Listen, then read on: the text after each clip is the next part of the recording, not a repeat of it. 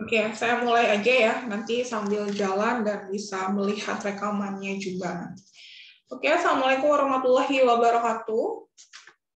Waalaikumsalam warahmatullahi wabarakatuh. Ya, hari ini kita review yang ketiga, penutup sebelum kalian UTS di minggu depan. Kalau statistika UTS-nya hari apa, jam berapa, Kak?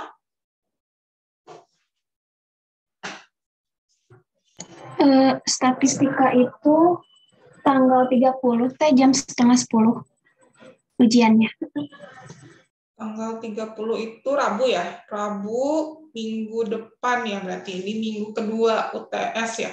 Oke. Jadi kalian masih punya spare waktu 1 minggu untuk mereview lagi apa yang sudah dibahas dari pertemuan 1 sampai pertemuan hari ini, minggu ini, di pertemuan ke-7. Nah, terakhir saya review sampai pertemuan keberapa ya? Pertemuan keempat yang tentang box plot itu. Oh, ini ya? Ya. Oh, udah kasih videonya juga. Berarti sekarang yang dibahas adalah pertemuan ke-5, ke-6, dan ke-7. Ya. Oke, 5, 6, 7.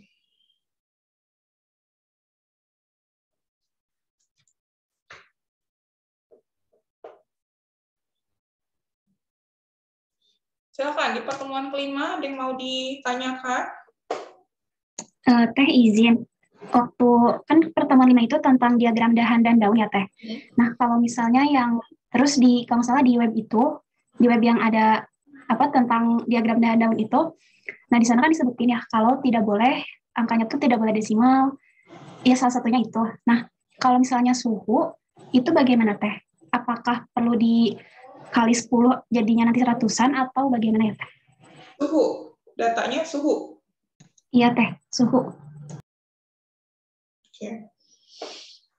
Oke, diagram dahan daun terkait berarti tadi yang Rifat tanya terkait bagaimana memvisualisasikan data yang desimal gitu ya intinya. Oke, ada lagi? Oke, bahannya sedikit ya kalau yang diagram dahan daun.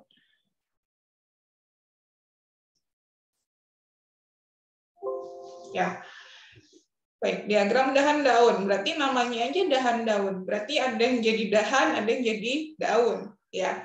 Yang jadi dahannya siapa? Biasanya satuan terbesarnya. Kalau datanya ratusan, berarti yang di dahannya ratusan. Kalau datanya puluhan, berarti yang jadi dahannya adalah puluhan. Lalu kalau yang jadi daunnya, satuan terkecilnya. Kalau dia desimal atau tadi ratusan dulu, berarti ya naiknya setiap kelipatan berapa. Nah, itu menjadi daunnya. Kalau naiknya sekitar kelipatannya 10, berarti nanti per 10 menjadi daunnya. Tapi kalau dia kelipatannya 1, ya biasanya per kelipatan 1. Nah, yang agak susah memang pada saat koma-koma ya, bentuknya desimal. Sehingga nanti proses membuat diagram daunnya, dahan daunnya menjadi mungkin ada banyak ya, agak susah kita membuat daunnya kalau dia 0,1 misalkan ya. Nanti variasinya menjadi sangat banyak, 0,1, 0,2, 0,3, sampai dengan 0,99 nanti ya. Nah, sebetulnya kalau bentuknya desimal, nggak harus kita paksakan juga untuk kita memvisualisasikan dalam bentuk diagram dahan daun, gitu ya. Jadi ini cuman salah satu metode saja yang kita pakai untuk memvisualisasikan data yang sifatnya numerik, atau di sini dikasih kalau di sini Pak Kudus sampaikannya datanya kuantitatif ya dalam bentuk angka. Tapi ya mungkin nggak semuanya akan lebih mudah kita baca dalam diagram dahan daun gitu ya. Karena kalau kalian lihat sebetulnya diagram dahan daun ini kita ngapain sih? Coba. Kalau bentuknya adalah ini, apa yang sebetulnya kita lakukan pada saat kita membuat diagram dahan daun?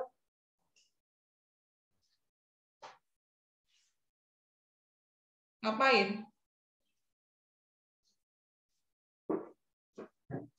Ada dahannya, ada daunnya. Lalu misalkan ini hasilnya. Nah, kira-kira Diapain sih datanya kalau ini?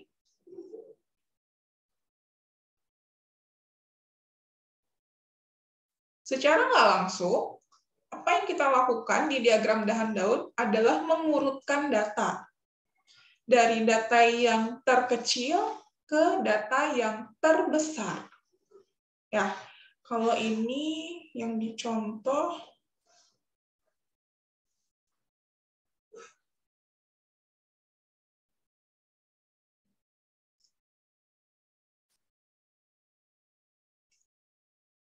oke.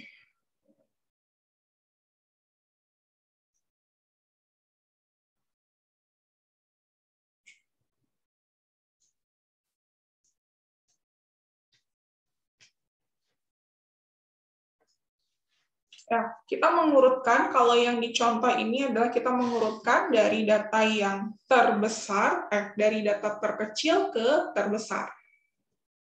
Contohnya ilustrasinya di sini. Ya, yang disebut dahannya yang mana? Karena kalau di sini contohnya mudah ya, datanya puluhan ya. Berarti yang menjadi dahan adalah puluhannya. Ada di sini. Ini menjadi dahannya, ini puluhannya. Lalu dia bergerak per satu satuan. 25, 65, 37, 54 gitu ya. Jadi yang menjadi daunnya adalah si satuan terkecilnya. Nah, kalau desimal berarti nanti idealnya daunnya adalah per pecahan terkecilnya, berarti per 0,1. Kalau dia desimalnya satu angka di belakang koma. Tapi kalau desimalnya 2 angka di belakang koma, berarti nanti harus per 0,01 dan seterusnya. Nah, sehingga menurut saya ketika pola datanya atau datanya seperti itu, udah nggak efektif lagi kita bikin diagram dahan daun. Ya, mungkin akan lebih tepat kalau kita bikin histogram aja, nggak usah dahan daun. Karena sebetulnya fungsinya sama saja dengan histogram. Ya, kalau di histogram yang kalian sudah bikin kemarin, kita bentuknya dalam kelas-kelas interval, betul ya? Ada kelas interval pertama, kedua, ketiga, dan seterusnya, lalu nanti dibuat frekuensinya, dibikin batangnya atau barnya, gitu ya. Nah, kalau di sini, ini persatuan datanya. Oh, ini kita urutin dulu nih, datanya ada berapa di sini? Ada 20. Ini datanya masih belum ngurut. Untuk memudahkan proses membuat diagram dahan daun, maka akan lebih mudah kalau kita urutkan dulu dari yang terkecil ke terbesar. Sehingga untuk yang dahan pertama ini adalah yang 20-an. Lalu yang kedua ini yang 30-an. Oh, yang 20-an ada berapa? 20-an datanya cuman yang 25 doang. Berarti dahannya 2, daunnya 5. Yang 30-an, kalian cari lagi. Oh, ada 35. 35 mana? 35 ini, lalu 37, lalu 39. Ya, cara bacanya seperti itu. Dan seterusnya sampai dengan data yang terbesar. Nah, gunanya apa sebetulnya kita harus mengurutkan seperti itu? Sama seperti histogram yang dulu udah dibahas. Nih, kalau kita bentuk distribusinya, ya seperti pada saat histogram, kita bisa bentuk histogram alam. Distribusinya menjadi, nah, mirip-mirip juga kan dengan histogram waktu itu. Jadi fungsinya sama aja. Ini cuman salah satu cara yang kalian bisa pakai juga untuk melihat pola sebaran data, di mana data itu berpusat, gitu ya. Bentuk distribusinya, apakah dia left skew, right skew, atau simetris, gitu. Jadi kalau tadi pertanyaannya Riva, gimana buatnya? Tadi ya kalau mau buat berarti satuannya per 0,1 atau tergantung dia desimalnya berapa angka di belakang koma, gitu ya. Tapi nanti jadi banyak banget, kebayang nggak? Kalau 0,01 nanti akan variasinya akan banyak sekali di daunnya, ya. Maka ya berarti nggak terlalu efektif ketika kita menampilkan dalam bentuk dahan daun. Mungkin akan lebih efektif ya udah kita bikin box plotnya, kita bikin histogramnya, mungkin yang lebih mudah nanti proses membuat atau membaca datanya. Gitu, Rifa? Baik, Teh. Terima kasih. Jadi di statistika ini ya, kalian dikasih tahu banyak sekali metode. Kalau perang mah dikasih banyak senjata gitu ya, tapi nggak harus semua senjata kalian pakai. Nanti tergantung gitu ya. Kalau contohnya adalah misalkan metode analisis itu adalah kayak pisau gitu ya.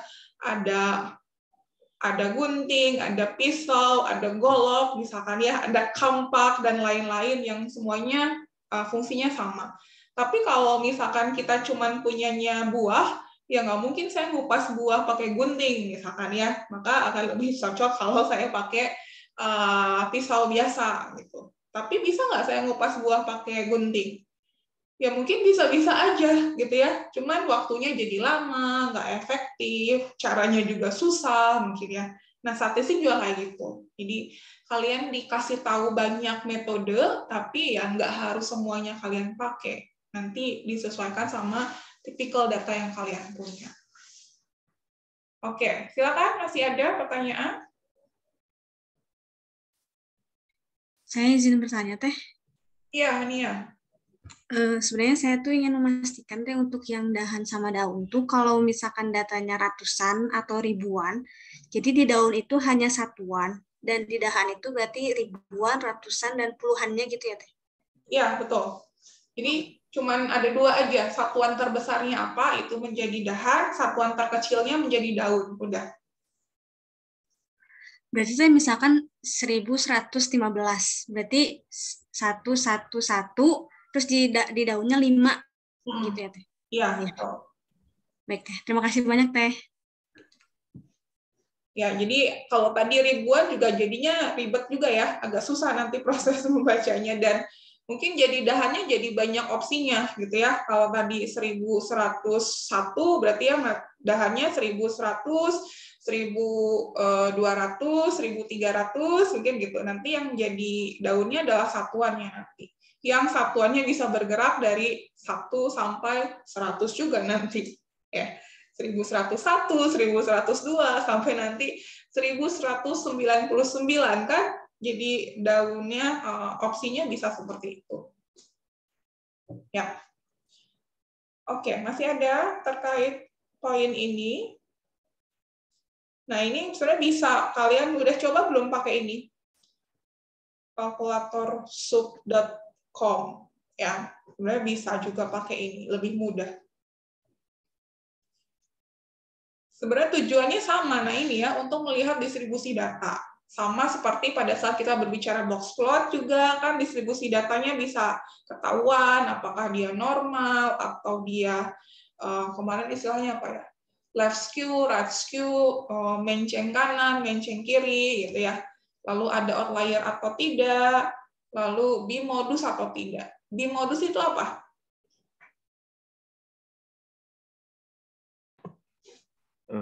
Izin jawab deh.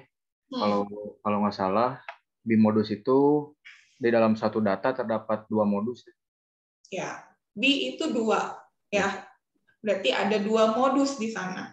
Nah, kalau tahunya modus, nanti letaknya ada di mana? Coba. Kalau di sini modusnya kira-kira ada di mana modusnya?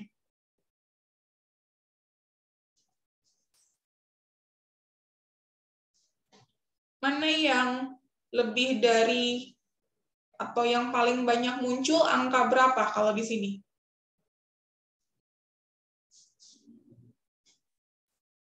Angka 5 dan 6, Teh. Yang dahannya. Oke. Ada berapa? Yang di 5 berapa? 5 seberapa? Di 5 ada 4 angka, di 6 juga ada 4 angka. Oke. Bimodus. Modus itu adalah nilai yang paling sering muncul. Berarti nilai yang paling sering muncul berapa? Nilai berapa? Di yang 5 berarti berapa nilai yang paling sering muncul? 50? 54 Teh. 54. Modus pertama itu adalah 54, karena ini 4-nya ada 2. Ya. Lalu modus yang kedua 65. 65. Sehingga karena modusnya ada 2 nih, yang masing-masing 2 data, ya, maka dia sebutnya bimodus. Ya, salah satu sifat modus, kalau modus nilainya boleh lebih dari 1. Ya, kalau kalian disuruh cari rata-rata, nilainya berapa? Ada berapa nilai rata-ratanya? Dari data ini, kalian suruh cari rata-ratanya. Berapa rata-ratanya? 1 nilai, 2 nilai, 3 nilai? 1 teh. 1. Mediannya kalian cari, ada berapa mediannya?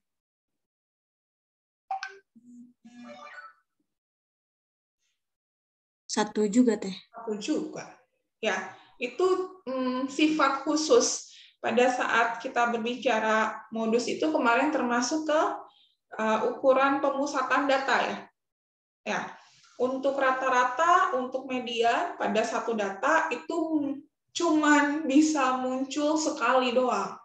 Cuman bisa dapetin 1 rata-rata, 1 median. Tapi kalau modus bisa lebih dari 1. Ya, kalau 2 nanti disebutnya bimodus. Karena ingat modus adalah nilai yang paling sering muncul.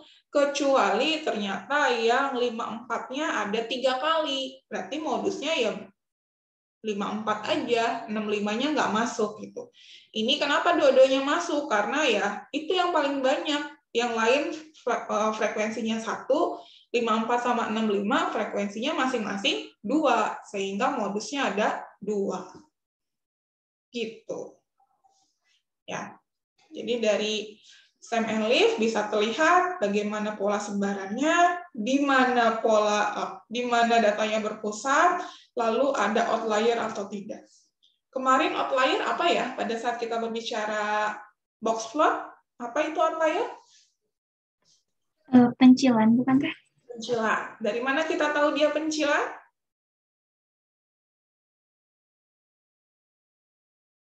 Apa itu pencilan?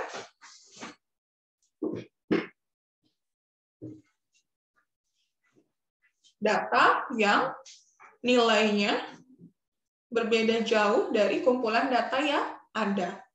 Ya, kalau ini datanya puluhan dari 25 sampai 93, tiba-tiba ada data yang nilainya adalah 1000, gimana cara buat ininya?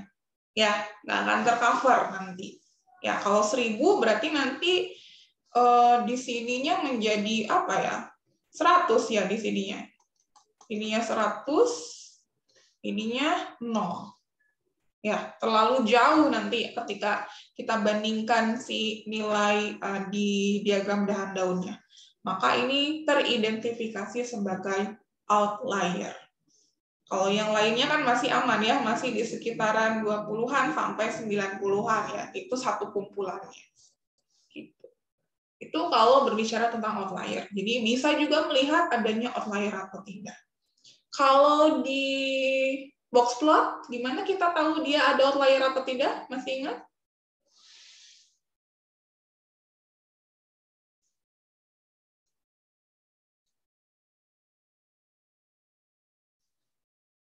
Bagaimana kita tahu bahwa dia outlier atau tidak kalau di box plot? Pakai ini teh, rumus yang kan kalau yang pertama yang letak bawah itu kuartil 1 min 1,5 JAK. Kalau yang letak di atas itu K3 ditambah 1,5 JAK. Ya, Nah, K3 itu apa, Wadah? Kuartil ketiga. Kuartil 3. JAK apa JAK? JAK tuh nilai ini teh apa? Q3 dikurang Q1. Ya, apa kepanjangannya JAK?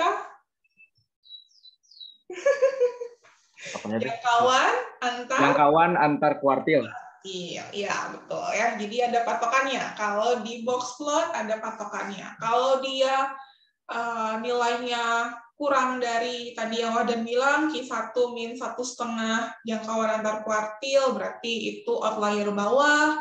Kalau dia nilainya di atas dari kuartil 3 plus 1,5 jangkauan antar kuartil, berarti dia outlier atas. Ya. Kalau di software nanti biasanya ditandai oleh bisa bintang, bisa titik gitu ya nanti. Kalau di software nanti di statistika 2 saya kasih lihat bahwa nggak usah ribet-ribet kita ngitung berapa JAK-nya, berapa kuartil 1, berapa kuartil 3 gitu ya. Tapi nanti udah ada tandanya. Kalau di outlier biasanya ada tanda bintang di sana menyatakan bahwa ada outlier di data yang kita punya. Oke. Apa lagi ya di sini? Oke, cukup kayaknya kalau yang diagram dahan daun ya. Ini mah gampang.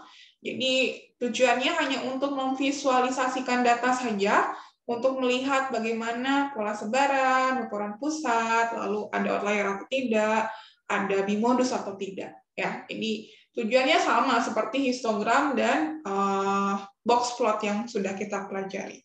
Ya, tinggal mana yang lebih efektif itu yang kalian pilih nanti. Ya, jadi nggak mesti semuanya dipakai nanti pada saat praktiknya. Silakan, ada pertanyaan lagi terkait ini? Cukup? Oke, kalau cukup lanjut ke pertemuan ke-6. Kita bahas tentang angka baku dan koefisien variasi. Nah, silakan, ada pertanyaan?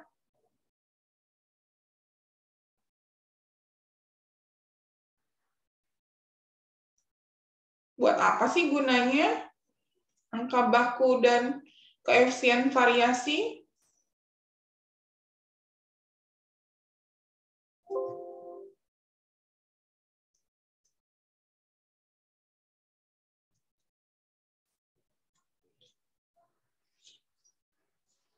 Kalau di psikometri, kamu udah ngambil psikometri belum?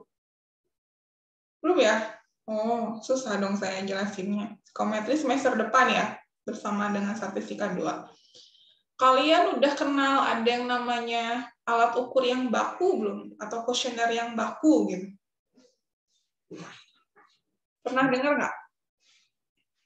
Nggak ya? Udah deh, nggak jadi deh kalau nggak pernah dengar. Apa sih kalau dibakukan itu distandarkan?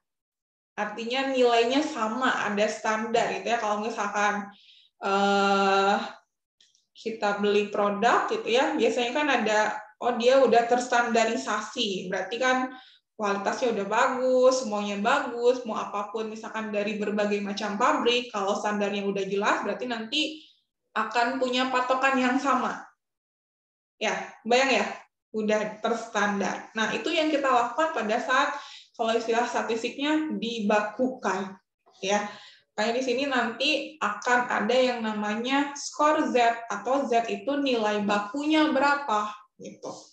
Misalkan ketika saya mau membandingkan rata-rata sama tinggi badan, ya. Misalkan rata-ratanya adalah rata-rata berat badan sama tinggi badan maksudnya. Berat badannya 60, tinggi badannya 170. Itu besar atau kecil? Berat badan 60, tinggi badannya 170. Boleh nggak saya bandingkan bahwa 170 itu lebih besar dibanding dengan 60? Atau 60 kilo itu lebih kecil dibanding dengan 170 cm? Boleh nggak saya bandingkan seperti itu? Nggak boleh. Kenapa?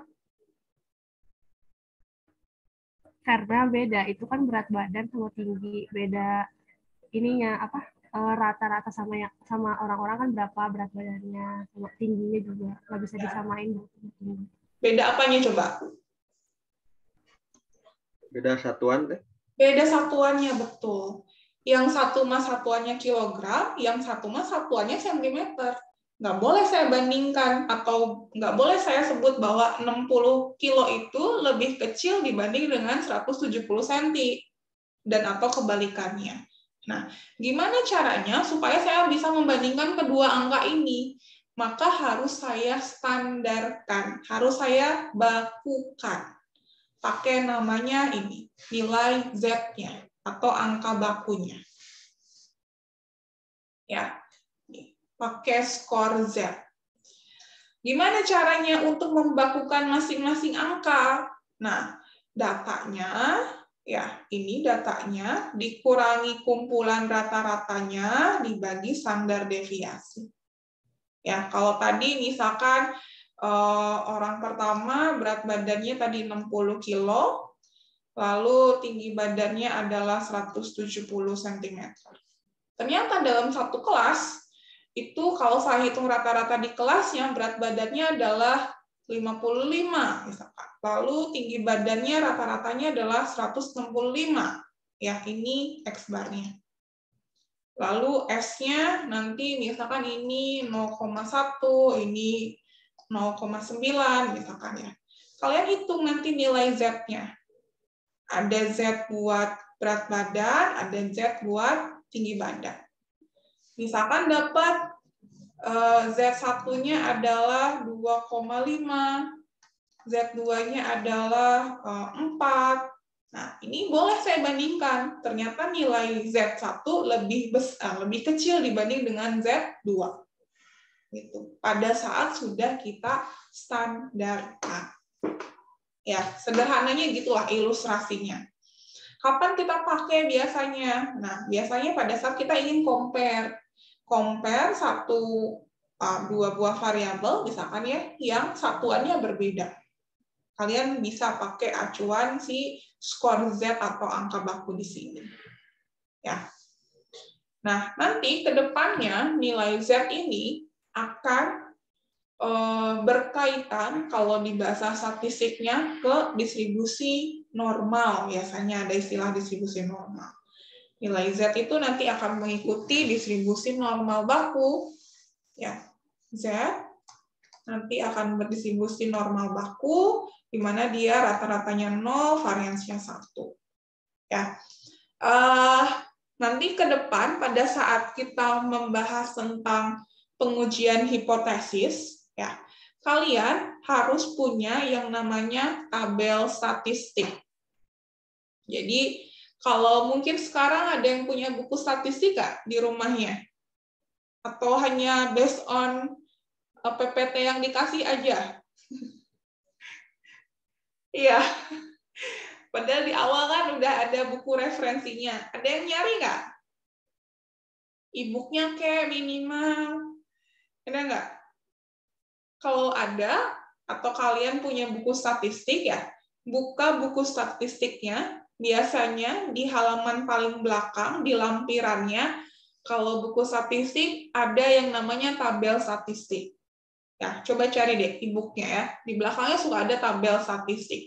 Dari tabel A sampai tabel Z. Nah, nanti di proses pengujian hipotesis, kalian harus punya itu, karena nanti kita akan pakai. Ya, kalau sekarang karena materinya belum sampai situ, jadi belum terbayang mungkin sama kalian ya. Gitu. Jadi nanti punya tabel juga, tabel Z, gitu ya, tabel normal baku.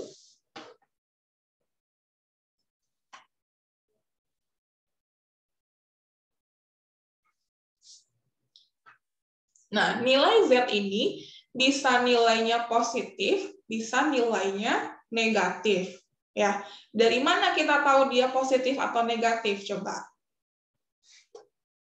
Dari mana ketahuannya? Kalau dia positif, gimana? Kondisinya pada saat kapan?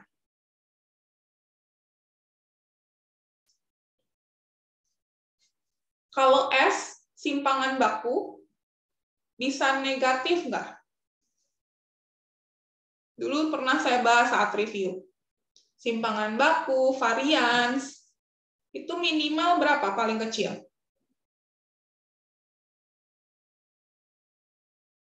Nol teh. 0, betul. Kalau 0 artinya apa, Hania? Semakin kecil nilai simpangan bakunya, nilai variasinya, berarti datanya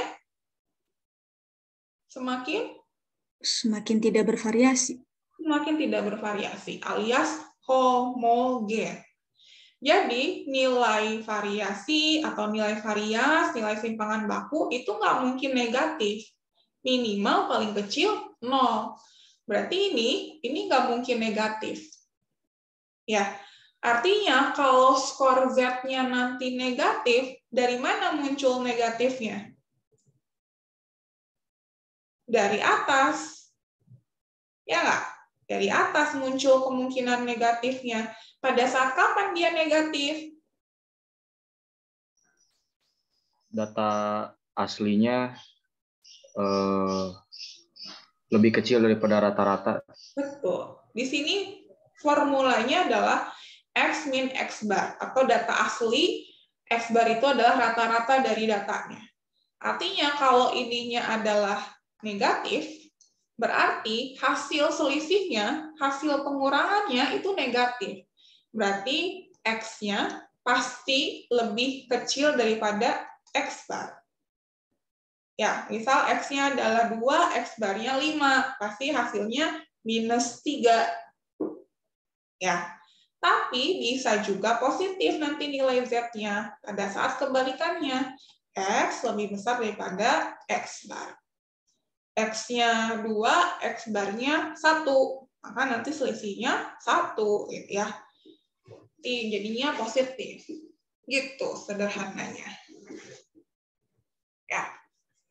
Jadi S, lalu varians, itu nggak mungkin nilainya negatif. Karena tadi paling kecil nilainya adalah 0. Kalau 0 berarti tidak ada variasi datanya, alias datanya sama semua. Ya.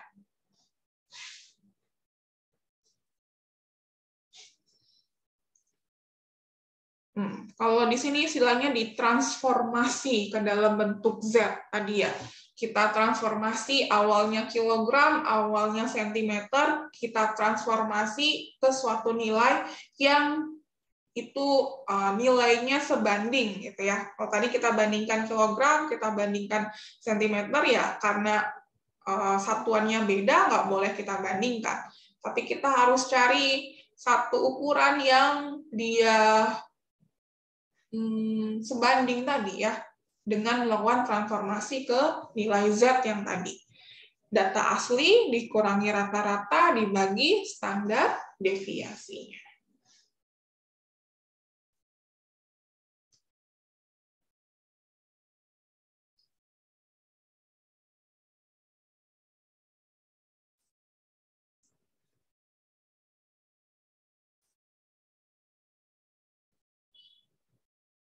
Oke, selanjutnya tentang koefisien variasi. Ya, ini biasanya juga dipakai untuk proses komparasi atau membandingkan ya, mana yang lebih homogen, mana yang lebih heterogen, gitu ya. Maka kalian bisa pakai ukuran koefisien variasi. Ya, jadi nggak cuman bergantung dari apakah simpangan bakunya, apakah variasinya, atau variasinya lebih besar atau lebih kecil, itu masih belum cukup untuk kita bisa menyebutkan bahwa oh ini lebih bervariasi, oh ini lebih homogen, gitu ya. Tapi kalian pakai ketika mau membandingkan seperti itu, pakai yang namanya koefisien variasi. Jadi gini, kalau kita mau meng-compare sesuatu, ya, misalkan variabelnya ada 2 atau objeknya ada 2, maka supaya lebih objektif dalam proses komparasinya, kita jangan hanya lihat dari sudut pandang satu ukuran statistik saja. Contoh, kita cuma bandingin rata-ratanya aja. Atau tadi kita cuma bandingin dari nilai simpangan baku atau nilai variasinya saja. Ya. Tapi minimal kita lihat 2 ukuran statistik yang kita bandingkan untuk bisa menyimpulkan oh ini datanya lebih baik, oh ini datanya lebih homogen, ini lebih heterogen dan lain-lain. Ya, salah satunya adalah koefisien variasi. Di sini terlihat di koefisien variasi ada terlibat dua ukuran statistik yang di sini ya. Yang satu adalah nilai S, ya. Yang kedua adalah nilai rata-rata. Jadi kita lihat ukuran pusatnya, kita lihat juga ukuran penyebarannya. Baru kita bisa komparasi yang baik, mana yang tadi lebih homogen atau lebih heterogen. Ya, ini sebetulnya nilai mutlak dari rata-rata ya. Kalau rata-rata simbolnya harusnya bukan harga mutlak X ya, tapi harga mutlak rata-rata apa simbolnya? Bar. X bar. Jadi ini harusnya adalah X bar. Ada garisnya di atasnya ya.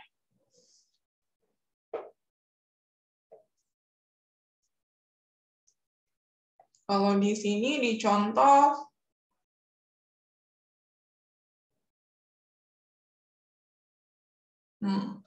ada dua kelompok, ada kelompok laki-laki, ada kelompok perempuan, diukur IQ-nya, yang laki-laki ternyata dapat rata-rata IQ-nya adalah 98, tapi simpangan bakunya 5. Ya, lalu kalau yang kelompok perempuan rata-ratanya 102, simpangan bakunya 12. Nah, kalau tadi kalian membandingkannya secara parsial, misalkan dari sisi rata-ratanya saja, berarti kan bilangnya, oh rata-rata IQ perempuan lebih tinggi gitu ya dibanding dengan yang laki-laki. Atau misalkan ternyata perempuan lebih pintar dibanding laki-laki. Setuju nggak? Untuk data di sini ya, karena IQ-nya lebih besar. Tapi simpangan baku yang perempuan 12, yang laki-laki 5. Berarti karena 12 lebih besar daripada 5, kita simpulkan langsung yang perempuan lebih bervariasi dibanding dengan yang laki-laki, misalnya. Kalian menyimpulkannya parsial seperti itu. Nah, supaya nggak parsial seperti tadi, kalian hitung koefisien variasinya dengan mempertimbangkan ukuran pemusatan dengan ukuran penyebaran datanya. Nah, ternyata kalau di sini, memang terbukti bahwa nilai koefisien variasi perempuan dia lebih besar dibanding dengan yang laki-laki. Sehingga kelompok perempuan mempunyai IQ yang lebih bervariasi dibanding dengan kelompok laki-laki. Ya, jadi minimal ada dua ukuran statistik yang kalian pakai untuk bisa mengkomparasi suatu kelompok atau suatu variabel tertentu. Ya.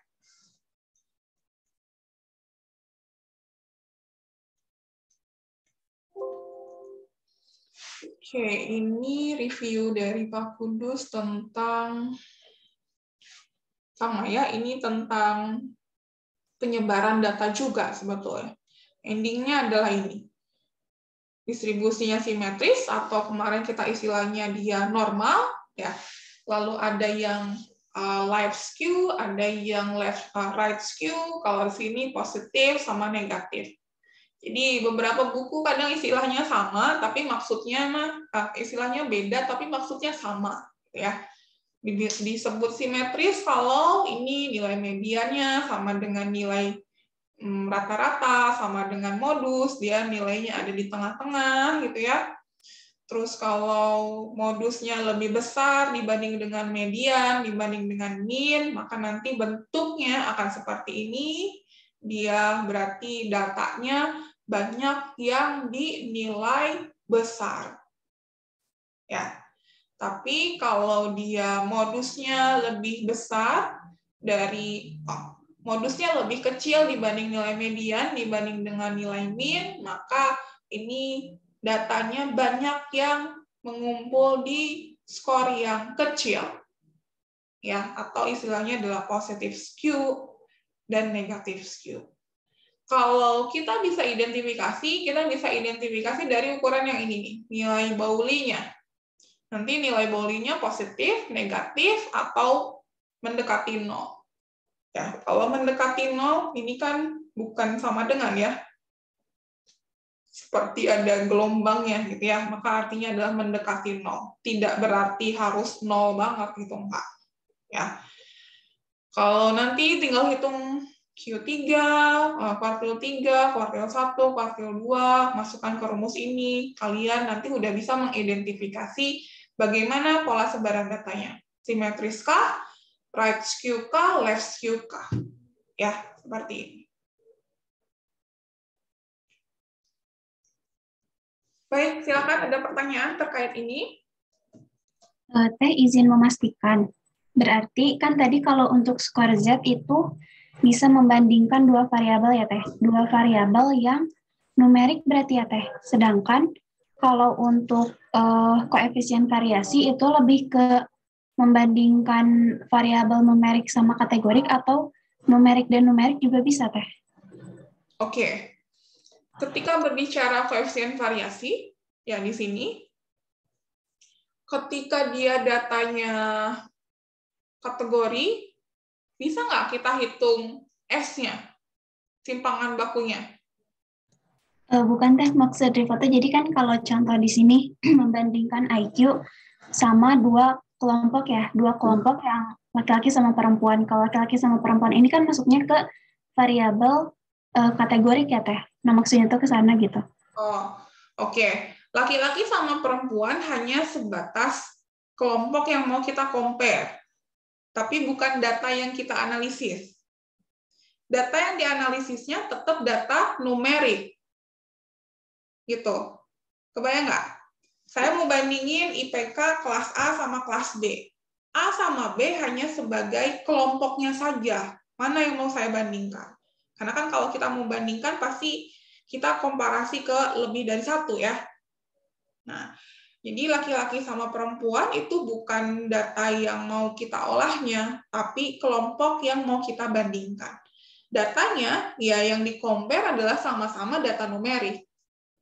Kalau datanya kategori, tadi balik lagi, ketika kita punya data kategori, kita nggak bisa ngitung simpangan baku, nggak bisa ngitung X-bar-nya. Jadi koefisien variasinya nggak akan dapat. Gitu. Ya, tapi peran tadi di sini, ini hanya sebatas kelompok. Ya, kalau tadi yang koefisien variasi, jadi mengcompare ini bisa gini, mengcompare itu bisa satu variabel kita bandingkan kedua kelompok atau dua variabel yang kita bandingkan. Kayak yang tadi ya, kalau saya bandingkan berat badan sama tinggi badan, itu kan dua variabel yang berbeda, saya bandingkan. Tapi kalau yang kasus kedua, variabelnya sama. Variabelnya apa? Variabelnya adalah IQ. Ya, variabelnya IQ, tapi saya bandingkannya dalam dua kelompok. IQ kelompok laki-laki sama IQ kelompok perempuan. Begitu. Terbayang nggak? Baik, Teh, sudah terbayang. Terima kasih, Teh. Ya. Nah, jadi datanya baik itu mau ngitung angka baku, mau itu menghitung koefisien variasi, harus data numerik sekali lagi. Ya, kalau data kategori nggak bisa kita hitung tadi nilai X-bar-nya, nilai S-nya, karena nggak akan dapat. Kalau koefisien variasi, nanti endingnya biasanya kita akan bentuk dia dalam persentase, ya. Makanya ini dikali 100. Jadi ini artinya 11,7%, lalu yang atasnya 5,1%. Semakin besar persentasenya, maka datanya semakin bervariasi. Oke, ada lagi yang mau ditanyakan terkait ini?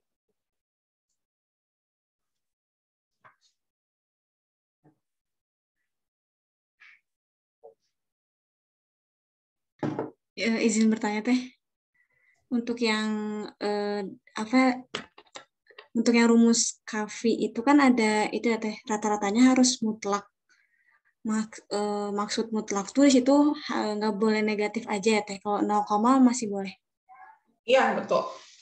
Jadi ini harga mutlak itu artinya kalau nanti X-bar-nya negatif, ya kamu positifkan. Ya. Jadi kenapa harus positif? Karena nanti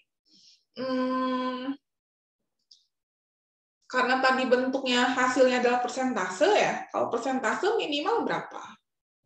Minimal 0 kan? Nggak boleh negatif kan?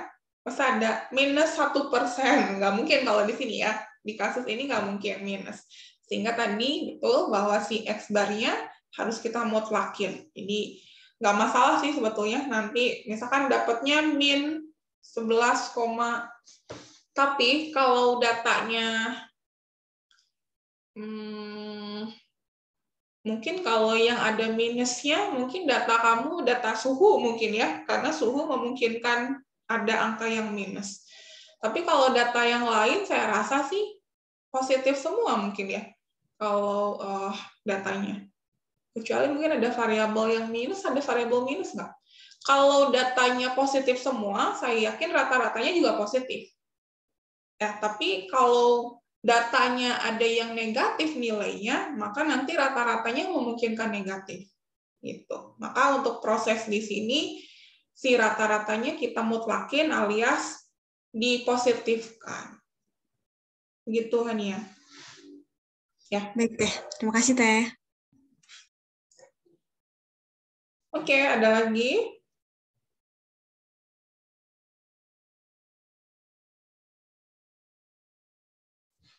Cukup?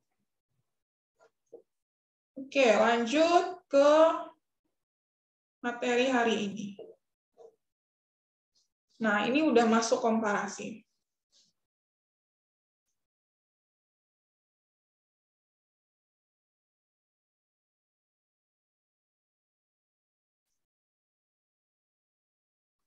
Silakan ada yang bertanyakan terkait ini, mengcompare antara dua kelompok. Tadi yang saya bilang juga ya, di sini mengcompare-nya bisa membandingkan satu variabel tapi dua kelompok, atau mengcompare, sama aja ini. Ini kan data sama aja.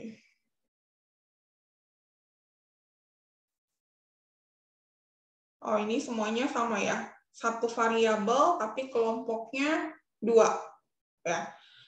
Caranya untuk membandingkan tadi, selain pakai yang tadi kalian udah kenal pakai koefisien variasi, ya. Yang pertama bisa lewat grafis atau grafik atau kurva, kalian bandingkan, bikin histogramnya gitu ya, lalu bandingkan pola sebaran datanya kayak apa. Atau bisa juga lewat ini yang tadi ya sama aja ukuran variasi. Nah, ini kalau tadi kelompoknya beda, kalau ini objeknya sama, yang tadi saya bilang. Membandingkan dua variabel yang berbeda tapi objeknya sama. Tadi seperti berat badan sama tinggi badan. Saya bandingin, objeknya sama, siapa? Manusia. Orangnya kan sama. Ya, misalkan kalian ada 40 orang, diukur berat badan, diukur tinggi badan. Mau dibandingin antara berat badan sama tinggi badannya gimana? Nah, itu mengcompare dua variabel dari objek yang sama. Tapi kalau yang poin pertama tadi, membandingkan satu variabel dari dua objek yang berbeda. Variabelnya IQ, objeknya ada laki-laki, ada perempuan. Ya, jadi kasusnya bisa macam-macam ketika kita berbicara komparasi. Oke, ini juga sama ya, udah dibahas tadi. Ada angka baku juga kan ini ya, angka baku sama koefisien variasi juga. Ya, jadi ya bahasannya sama ternyata.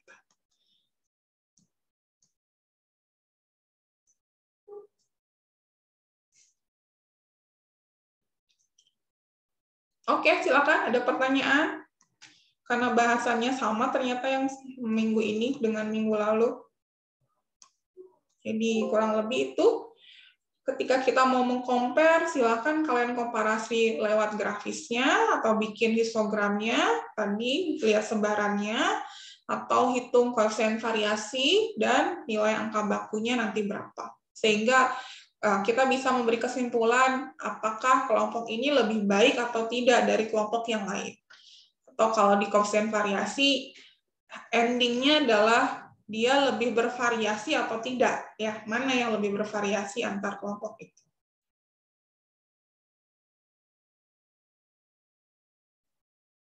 Ya. Kelompok mana yang lebih seragam? Apa arti seragam?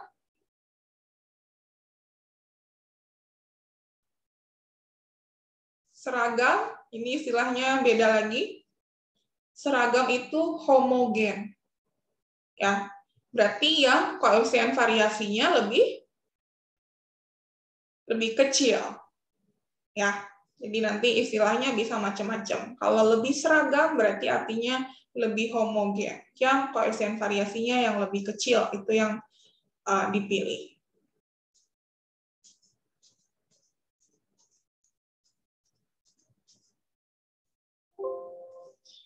Oke, tidak ada lagi sepertinya karena ini bahasannya sama.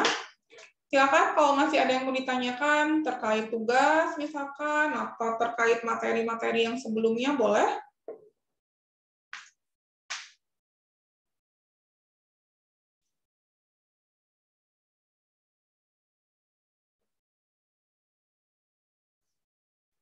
Sudahkah?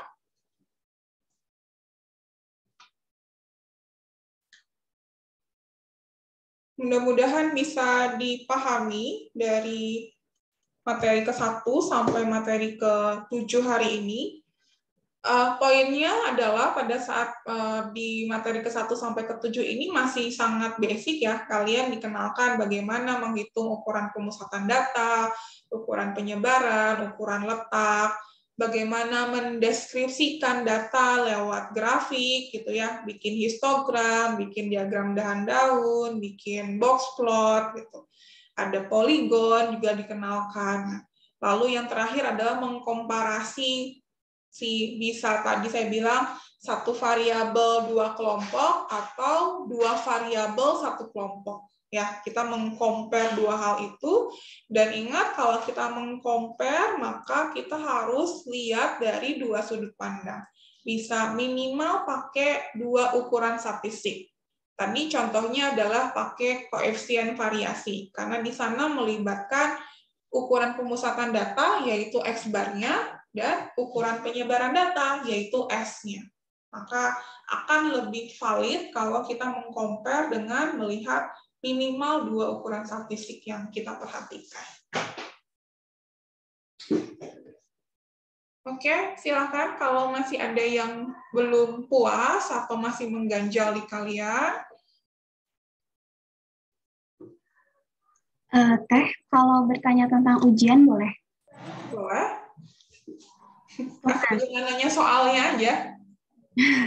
Untuk nanti bentuknya itu TG atau esai ya, Teh? Kemungkinan esai. Oh, esai. Jangan nanya lagi soalnya apa ya. Iya, Teh. Kemungkinan esai. Oh, kalau itu berarti nanti boleh pakai Excel nggak, Teh? Atau harus pakai Word untuk mengerjakannya? Mengerjakannya manual. Ya. Jadi biar nggak ribet gitu kaliannya juga ya. Jadi nanti mengerjakannya manual, kalian sediakan kertas polos ya. Jadi biar saya meriksanya mudah nanti, nggak pakai kertas folio bergaris ya. Jadi pakai kertas polos, lalu pakai pulpen ya, jangan pakai pensil gitu. Jadi nanti kalian kerjakan manual, lalu nanti di scan biasa seperti kalian mengerjakan tugas lah gitu.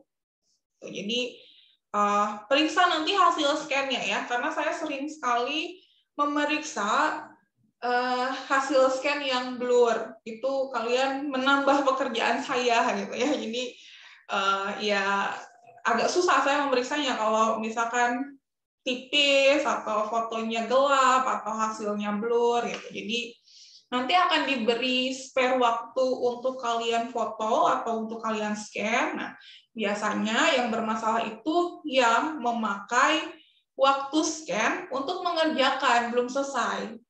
Ya, jadi kalau misalkan dikasih waktu misalkan 90 menit ya buat ngerjain UTS, 70 menit buat ngerjain soal, 20 menit buat scan, maka ya udah pada saat 70 menit selesai, udah selesai, kerjakan atau kumpulkan apa adanya. Ya, pokoknya nanti saya nggak akan nerima mau excuse apapun ketika udah lewat 90 menit belum terupload di kuliah, maka ya udah saya anggap tidak mengumpulkan tugas. Even mau teh saya jaringannya lemot, teh saya scannernya rusak atau apa, nah itu harusnya bisa kalian prepare dari awal, ya. Yang bermasalah itu biasanya yang mepet-mepet tuh, belum selesai, terus baru 5 menit, udah mau selesai waktunya baru scan, udah gitu ternyata error HP-nya gitu ya, terus nanti jaringannya jelek gitu. Padahal rasanya saya udah cukup ngasih waktu, spare waktu minimal 15 menit buat kalian scan, upload gitu ya, itu cukup kok gitu.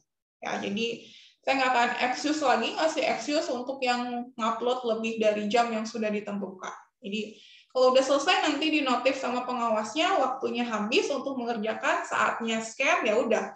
Scan apa adanya yang kalian selesaikan. Daripada nggak saya terima semuanya, so. Ya, dikerjakan, kumpulkan apa yang sedapatnya kalian aja. Ya. Kalau statistik nggak akan ngasih soal yang banyak-banyak kok, minimalnya juga mungkin maksimalnya ya 3 atau 4 soal biasanya juga gitu. Cuman ya saya nggak tahu ya, kalian entah nervous, entah gimana gitu ya, karena biasanya kalau dapat soal langsung blank, nggak ngerti harus ngerjainnya kayak apa gitu ya. Padahal pada saat kayak gini saya sering kali ada yang ditanyain udah paham atau belum gitu. Ya harapannya memang memahami pada saat dikasih kasus yang baru tuh tetap paham gitu. Tapi mungkin ada beberapa yang dapat kasus baru, angkanya beda, udah langsung bingung juga ini harus diapain.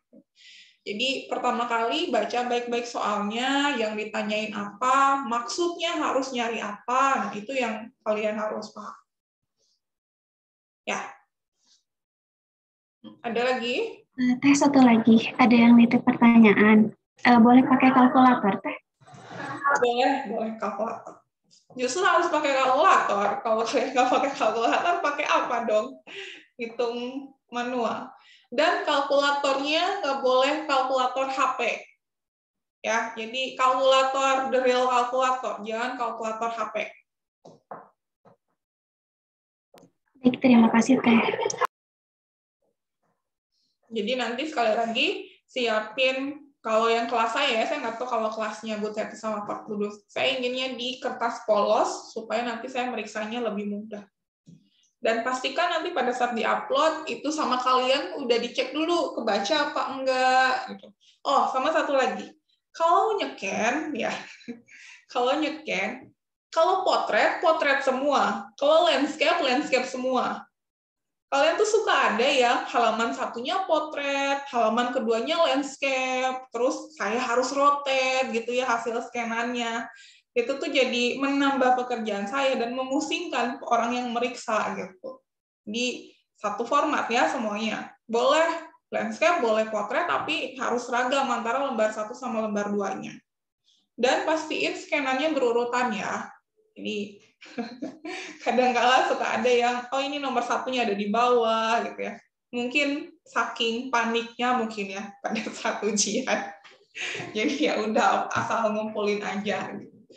Nah, saya sih nggak pengen seperti itu ya, mudah-mudahan di kelas saya nggak ada yang kayak gitu. Karena udah dikasih waktu biasanya 20 menit atau 15 menit lah minimal untuk kalian upload dan scan gitu. Itu hal-hal sederhana tapi bikin pusing orang yang meriksa gitu. Ya, saya paling sebel kalau yang udah ada ini harus saya rotate, udah gitu tadi ada yang potret, ada yang landscape gitu ya. Saya harus bolak-balik jadi kepalanya ya, bukan si laptopnya yang harus bolak-balik. Kepala saya yang harus bolak-balik. Gitu deh. Emang kalau enak pakai ujian offline ya, kalau misalkan statistik. Jadi saya harus meriksanya langsung di kertas kalian gitu. Kalau online ya mau nggak mau harus seperti tadi. Ya, masih ada? Izin Teh. Iya. Berarti untuk materinya sendiri dari pertemuan 1 sampai 7 berarti Teh? Mau nambah? Enggak Teh, makasih. Kirain mau nambah. Jadi sampai 14, saya kasih duluan nggak apa-apa. Saya juga videonya ada di YouTube saya kok semuanya, tinggal kalian tonton aja dari pertemuan 1 sampai 14 sudah ada.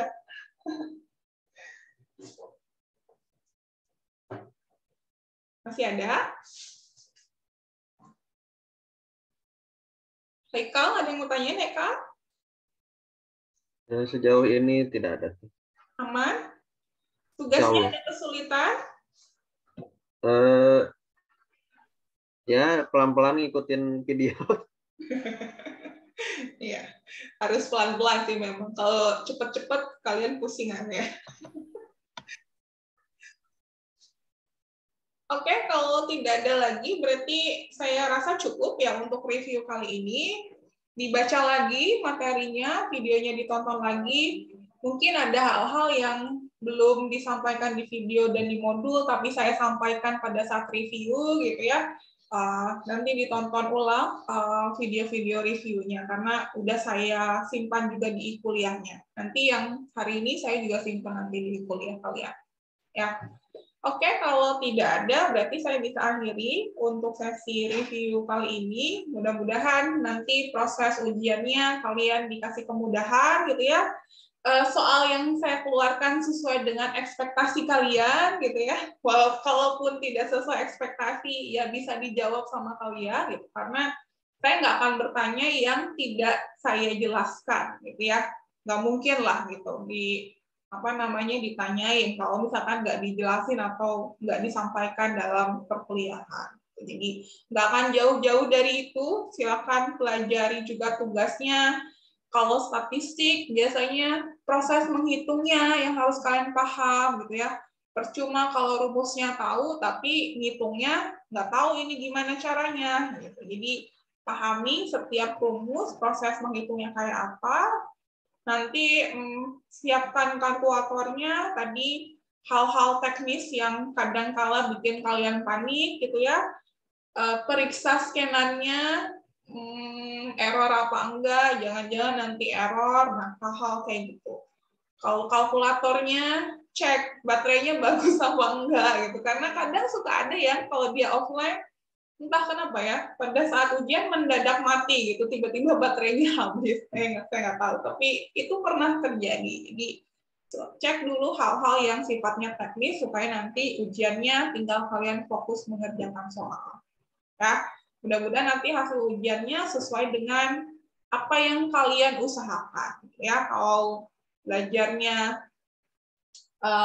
latihannya banyak, belajarnya betul, ya mudah-mudahan dapat hasil yang maksimal.